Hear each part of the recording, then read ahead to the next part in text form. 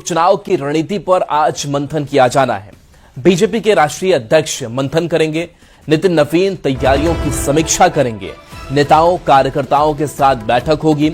आज शाम बीजेपी प्रदेश कार्यालय में यह बैठक बुलाई गई है। 30 जुलाई को बांकीपुर उपचुनाव के लिए मतदान होने हैं।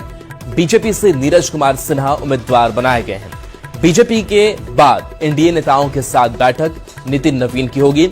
एनडीए नेताओं के साथ शाम में बैठक होगी। बैठक के बाद आज ही नितिन नवीन दिल्ली लौट आएंगे। तो बीजेपी के राष्ट्रीय अध्यक्ष मंथन करेंगे और कैसे इस बांकीपुर उपचुनाव में बीजेपी के उम्मीदवार की जीत सुनिश्चित की जाए। हालांकि बीजेपी आश्वस्त है क्योंकि लगातार कई टर्म बीजेपी के खाते में ये सीट रही है। बांकीपुर विधानसभा उपचुनाव के लिए मोर्चा भारतीय जनता पार्टी के राष्ट्रीय अध्यक्ष नितिन नवीन ने खुद संभाल लिया है।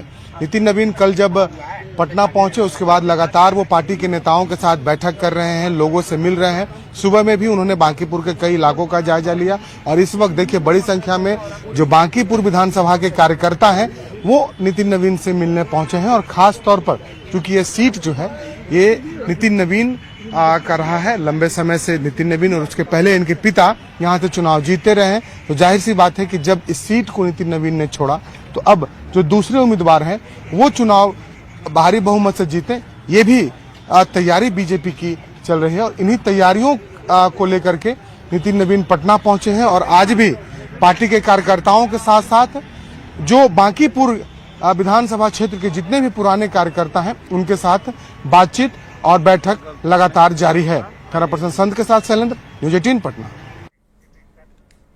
और देखिए तो बांकीपुर उपचुनाव में नामांकन खत्म होने के बाद सियासी दलों ने मोर्चाबंदी शुरू कर दी है। केंद्रीय कपड़ा मंत्री गिरिराज सिंह ने भी कहा है कि बांकीपुर की जनता बीजेपी को ही वोट करने जा रही है।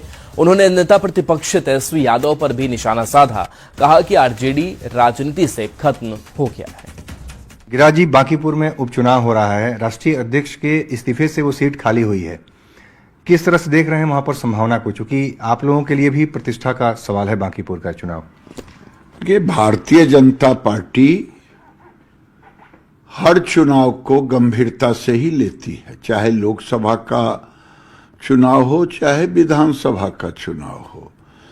और भारतीय जनता पार्टी अपने काम और अपने कार्यकर्ता और मतदाता के सहारे चुनाव लड़ती है।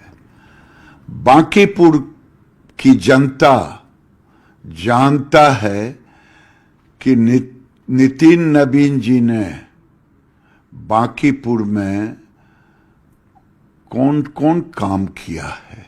आरजेडी राजनीति से ही लगता है खत्म हो गया। तेजस्वी यादव का अता पता नहीं, कहीं गए होंगे छुट्टी मनाने। वहां का मतदाता जानता है कि विपक्ष केवल नकारात्मक बातें करके माहौल को खराब कर सकता है, लेकिन मतदाता भारतीय जनता पार्टी को ही जिताएगी। आज पटना का विकास देखिए, जेपी पथ, गंगा मैरीन ड्राइव, ये बताता है कि विकास कितना हुआ है। विकास एक सतत प्रक्रिया है, लेकिन आरजेडी में केवल गुंडागर्दी छोड़ करके कुछ नहीं हुआ। आप आरजेडी पर सवाल खड़ा कर रहे हैं, लेकिन प्रशांत किशोर भी वहां पर चुनाव मैदान में है। वो कितनी बड़ी चुनौती हो सकते हैं? तीसरा त्रिकोण बनाने की कोशिश कर रहे हैं। भाई, मैं तो समझता हूं पूरी चुनाव जो व्यक्ति हार गया, जमानत जब्त हो गया, कोई उम्मीदवार नहीं मिल रहा हो और वो अपने उम्मीदवारी में खड़ा हो, तो क्या कहिएगा? क्या वो वोट को खरीदने आए हैं? वोट मतदाता बिकने वाला है क्या?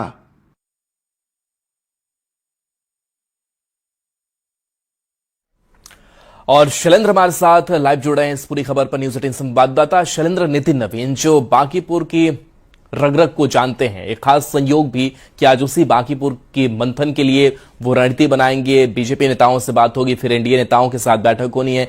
क्या तैयारी की गई है?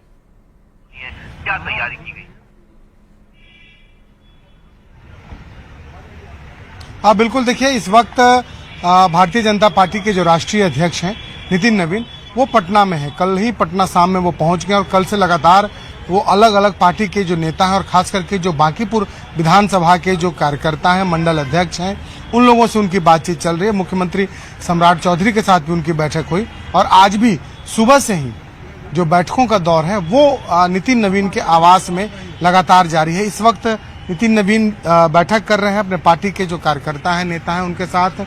और दूसरी ओर बड़ी संख्या में जो बांकीपुर और अन्य जगहों से जो जुड़े जो नेता हैं, जिन्हें अलग अलग जिम्मेदारी दी गई है चुनाव को लेकर के, वो यहाँ पर मौजूद हैं। चूंकि आज पूरे दिन मैराथन बैठक होने वाली है और भारतीय जनता पार्टी के नेताओं कार्यकर्ताओं के साथ साथ एनडीए के जो सभी घटक दलों के जो प्रदेश अध्यक्ष होंगे, अन्य जो बड़े चेहरे होंगे, उनके साथ भी नितिन नवीन की बैठक होनी है।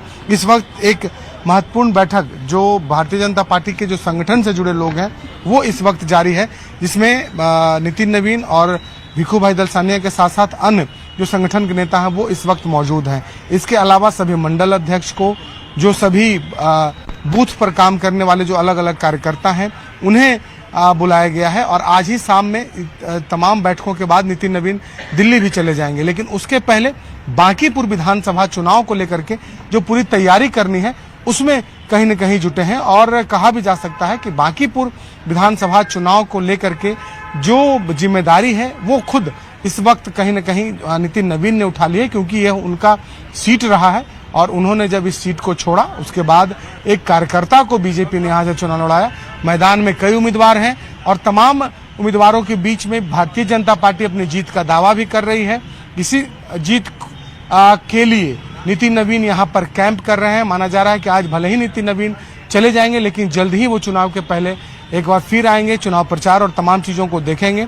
आज पूरे दिन नितिन नवीन बांकीपुर विधानसभा उपचुनाव की समीक्षा करेंगे और समीक्षा के लिए अलग अलग जो संगठन है, अलग अलग बांकीपुर विधानसभा क्षेत्र के जो नेता और कार्यकर्ता हैं, उन्हें बुलाया गया है ताकि उनसे 1 to 1 भी नितिन नवीन बात कर सकें। जी बिल्कुल, उस तस्वीर को भी दिखाते रहिए जो आपके पीछे की तस्वीर है। हलचलें बढ़ी हुई हैं, लेकिन इन सब के बीच अगर बात करें 2025 के चुनाव की, तो 50,000 से ज्यादा वोटों के अंतर से जीत सुनिश्चित की थी नितिन नवीन ने। क्या लग रहा है कि इस बार और अलग किस तरीके की रणनीति बनाई जा रही है? क्योंकि नितिन नवीन जो एक पैट नवीन सिन्हा एक बड़ा चेहरा रहे हैं, लेकिन उनके सामने नीरज सिन्हा के लिए क्या चुनौती होगी? प्रशांत किशोर भी चुनावी मैदान में है। अब इस बांकीपुर उपचुनाव को कितना अलग 2025 से देखा जाए?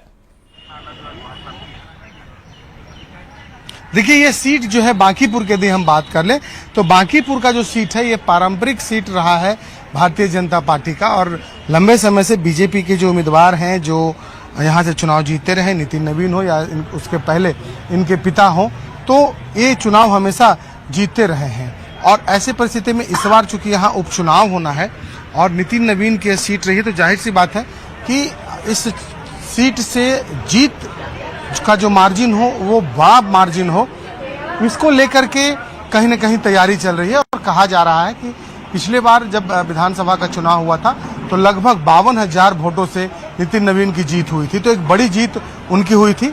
तो इसी तरीके की जीत की तैयारी यहाँ पर लगातार चल रही है। और इन्हीं तैयारियों को लेकर देखिए सुबह से ही बैठकों का दौर चल रहा है। कल शाम में बैठक हुई और इस समय भी बांकीपुर विधानसभा क्षेत्र से जो जुड़ी जो भारतीय जनता पार्टी की महिला नेत्री हैं वो यहाँ पर बैठी हैं। संभावना है कि इन लोगों के साथ भी नितिन नवीन की बैठक होगी, बातचीत 1 to 1 होगा, जिसमें आगे की रणनीति तय होगी। क्योंकि सबसे बड़ा जो लक्ष्य है वो वोटरों को घर से बाहर निकालने का होता है, क्योंकि उपचुनाव में आमतौर पर जो वोटर हैं वो काफी निश्चिंत भाव में रहते हैं, तो वो ना हो और अधिक से अधिक वोटर मतदान केंद्र पर आए। इसको लेकर के नितिन नवीन तमाम जो पार्टी के नेता हैं, जो वर्कर हैं, कार्यकर्ता हैं, उनसे वो बातचीत कर रहे हैं। यहाँ पर कुछ लोग भी मौजूद हैं, इनसे भी हम बात करते हैं।